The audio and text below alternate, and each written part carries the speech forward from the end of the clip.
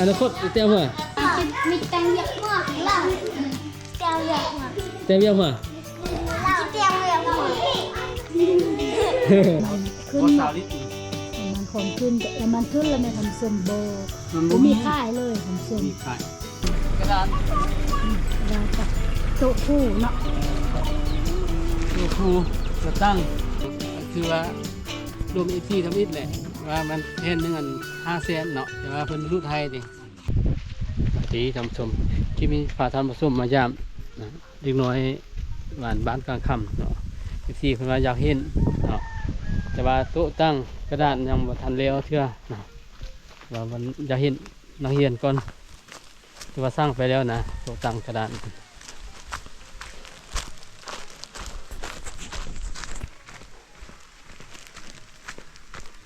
เจ้าเข้าเหียนเลยท่านผู้ชม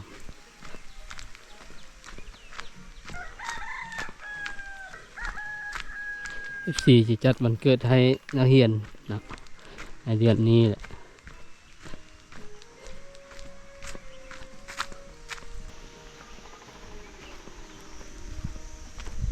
ตัวนี้จะเป็นห้องการครูท่านผู้ชมเนาะนี่ห้องการครูสบายดีเรียนหนังสือวะ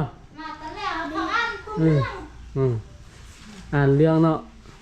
อ่านเรื่องกระดานครับโต๊ะกำลังมาเนาะประทันแล้วเขาสร้างประทันแล้วสมเรียนอ่านบทเรื่องเนาะทามิกพูดเลยทามิกแล้วเมื่อกี้เนี่ยทามิกเกิดเนือนซ้ำไหมเฮ้ยวันน่ะเกิดเดือนซ้ำวันนี้อำชื่อนะชื่อบ่เด็กเกิดปีเมื่อเนื่อนน่ะ2017 2018เนี่ยเมื่อเกิดเดือน2น่ะ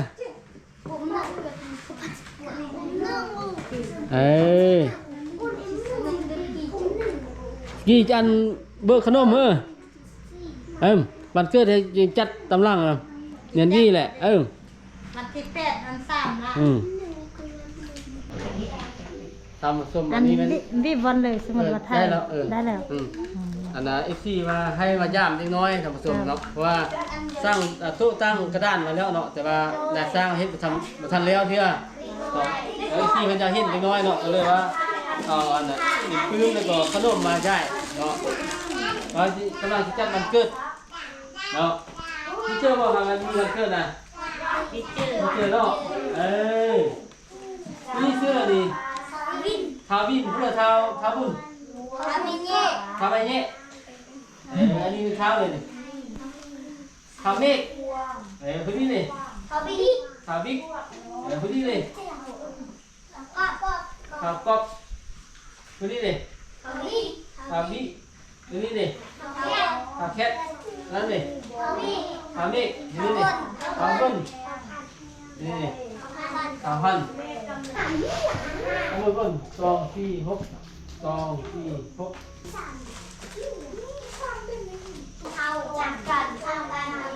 มา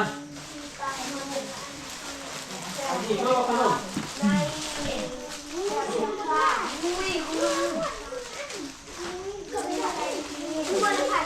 จืดเยอะมันจูอายเขามาบอกเมื่อเลยเขาอยู่เขาบ่เฮียนแล้วเขามาห้องเฮียนเขาบอกน้องเขา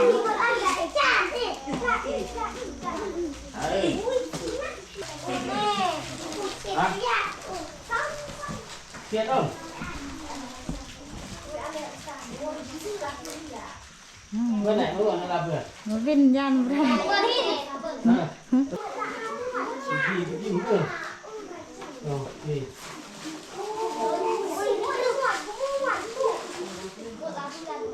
เมื่ออะไรเบื่อเมื่อไหร่เมื่ออะไรเบื่อ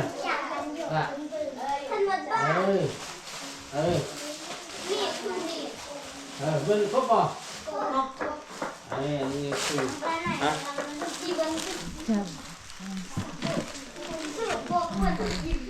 ทานส้มอันนี้ดีเจอป่ะ ทีเจอจะได้จัดวันเกิดทีเจอบ่ทำส่วนวันนี้จิตสัมภาษณ์มาเนาะความรู้สึกของเด็กน้อยเป็นเลยนะว่าความฝันเราจะเป็นอย่างเนาะเท้าเลยนี่เท้ามีความฝันได้เลยเมื่อจุดแตงเมื่ออนาคตนะจุดแตงมาอนาคตจุดแตงมามีตังเยอะมากล่ะแก้วเยอะมาก แตงเบี้ยมาจิแก้วเยอะมาก ดูว่าเนาะปัจจุบันจะได้ยังจุดเดียวมาเนี่ยเราได้เตบจะได้เสื้อบ่เตบเจ้ากี้ดิตังค่าได้ตังค่าได้ส่งเนาะโอ้ส่งมีส่งนักเรียนจุดเดียวมาได้เตบวันนี้เจ้ากี้ดิเปิดตังค่าได้ตังค่าจุดเดียวมาเตบเจ้ากี้ดิได้เตบเจ้ากี้ดิได้เตบเจ้ากี้ดิได้เตบหมายความว่าต้องการส่งกับเสื้อเนาะ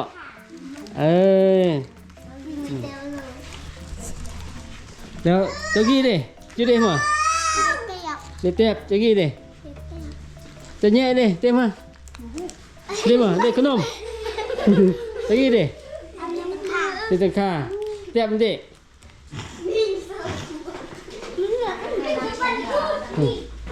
เจ้ากี้ดิได้มาได้มาเฮียนห้องเลยปอซี่ไปเฮียนอยู่รุ่มบ่คนนี้เด็กจะได้ยัง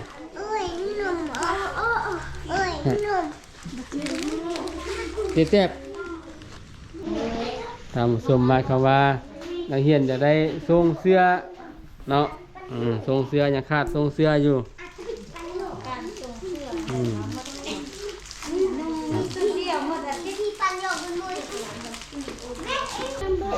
เขียนได้บ่ได้บ่ได้บ่วิชาอ่านบทเรื่องเนาะท่านผู้ชมเนาะอันนี้แม่นหยังเนาะเป็นคำถามบ่คำตอบนี่เป็นหยังคำถามเนาะบ่แม่นหยังคู่แม่นหยังบ่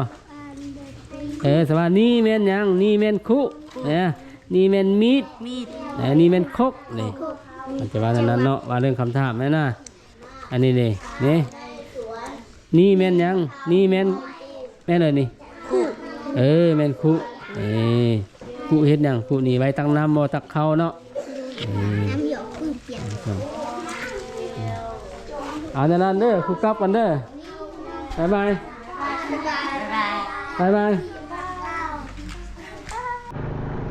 เดินทางกลับบ้านเลย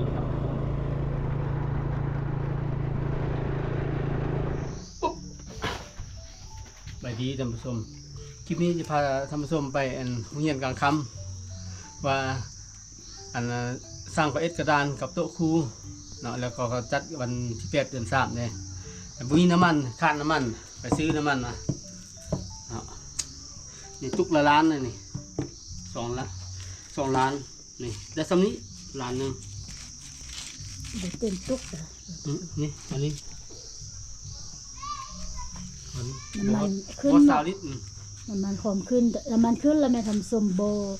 มีค่ายเลยทำสมมีค่ายนี่แต่กระเจ้าเปิดไปเลยนี่ป้อมน้ำมันเลยนี่คนนี่ปานไปเฮ็ดบุญถ้าเป็น2 ชั่วโมงบนกันยังบ่ได้น้ำมันเลยญาติจะซื้อครับเดี๋ยวดูเสื้อนี่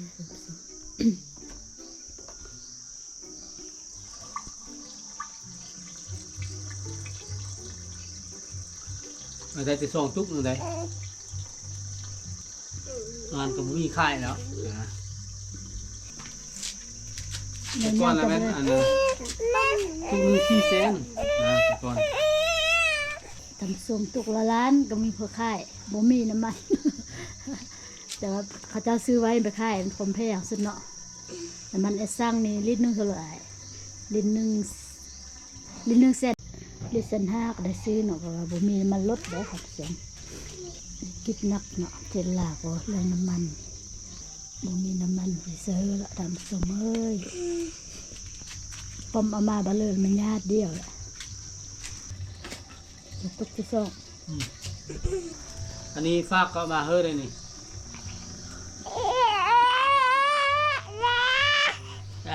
มียอง ซื้ออยู่กับน้ำเนินทำสมเนาะตรงนี้ เชื่ออันนี้มันซื้ออยู่อันเมืองคำมาอันนี้ซื้อเมืองคำแต่เราซื้ออยู่น้ำเนินมา บ่มีค่าย อยู่น้ำเนินก็มีค่ายจำช่องก็มีค่ายจะเป็นบางช่วงมือนี่มือบ่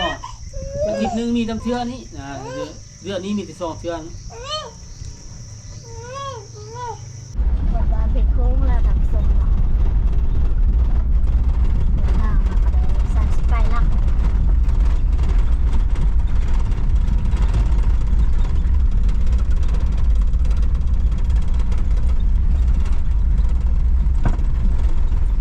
ขอไปเพื่อละมาได้ไปโพมาหน้าแล้วเนาะไปเพื่อได้โพมา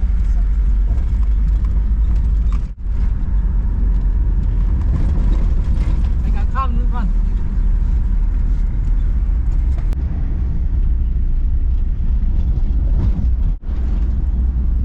ส่วนหมู่บ้านกลางค่ำบ้านที่มาเล่นเราก็จะ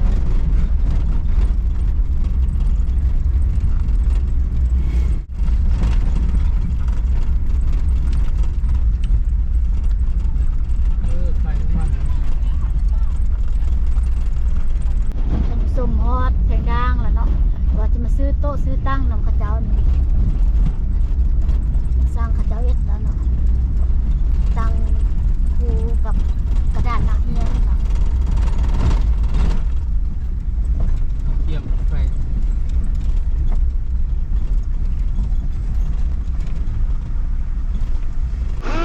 สมฮอดเพลงดังแล้วเนาะ เช้า สามเช้าอ่ะนะ กระดาน เรากับโต๊ะคู่เนาะ ตัวครูจะตั้ง3 แผ่น3 แผ่น จะมาส่งมาติ จะมาส้ม สร้างหลักไอ้เพิ่นเนาะ ทำแล้วไปอุ้นเลย ดีทำส้มมาฮอดบ้านกลางค่ำแล้วเนาะมีเจซื้อโต๊ะตั้งมามอบเพิ่นโรงเรียนเลยทางบ้านเพิ่นเนาะมาร่วมวันที่8 เดือน 3เนาะย้อนหลังแต่ใกล้แล้วแต่ว่าเพิ่นย้อนหลังวันที่8 ทำผสมอันที่ว่ากระดานสำเร็จแล้วเนาะ3 แผ่นมีแต่ก็ล่มมัน5 เส้นน่ะเนาะแต่ว่าเป็นพี่น้องลาวรู้ไทยเดี๋ยวนี้เป็นแผ่นหนึงเท่าไหร่แผ่นหนึง3,500,000นะโต๊ะดิ โต๊ะ6 เส้นเนาะถือว่ารวมเป็นทั้งหมดทางโต๊ะทางกระดานเป็นล้านเท่าไหร่ล้าน750,000ทำผสมเนาะปีจ่ายนี่1 2 3 4 5 6 7 8 9 10ล้านหนึ่ง1 2 3 4 ก็คือเรา8 เส้นเลย 1 2 3 4 เราบ่มีน้อยเลย 7 8เนาะอันค่าน้ำมันรถ50,000 ส่งฮอดที่ครับบอน ถ้าซีอยากสนับสนุนก็สนับสนุนได้ผมส่ง ประเภทโต๊ะตั้งเอ็ดหมดเนาะกระ โต๊ะตั้ง ทูเป็นอะไรหั่นสร้างลาวได้หมดเนาะ ยังตั้งเนาะยังโต๊ะกับตั้ง ตู้ตั้งโรงเรียน ยังโต๊ะตั้งโรงเรียนเนาะท่านผู้ชมสามารถสนับสนุนได้เนาะนะครับพี่ชอบเฮ็ดได้ทุกอย่างสำหรับประเภทเฟอร์นิเจอร์ท่านผู้ชมเนาะอันนี้คือว่าจ่ายสำเร็จบางคือว่ารวม FC ทำอิฐแหละว่ามันแผ่นหนึงอัน5 แสนเนาะแต่ว่าเพิ่นรูปไทยดิทำอื่น5-6 แสนเนาะอันนี้พี่น้องเนาะแล้วรูปไทยขอบใจเด้อนั่นแหละทำส้มเนาะอันนี้แม่นอัน FC เพิ่นฝากมาร่วมอันเริ่มซองวันที่8เนาะเดือน3เป็นวันแม่หญิงสากล เนาะที่ว่าชาวบ้านเพิ่นจัดขึ้นเนาะเพิ่นฝากมานี้$100มอบให้บ้านนะเนาะแล้วไปแจกเนาะแจกได้อยู่2 ล้าน1 2 3 4 5 6 7 8 9 10 11 12 13 14 15 16 17 18 19 20เนาะ2 ล้านจะน้อยจะมอบให้ทางคณะบ้านเพิ่นแหละเนาะนี่ใจเลยที่ FC เพิ่นฝากมาจำนวน$100นำสมเนาะแจกได้2 ล้านกีบมอบให้ถึงมือถึงอันของคณะบ้านแหละเนาะอันนี้ประกอบส่วนเขาในวันที่8 เดือน 3วันแม่หญิงสากลขอให้FC ทุกคนจงอยู่ดีมีแรงครับเจ็บอย่าได้ของใครอย่ามีที่ฝากมาจำนวน$100นี่นะ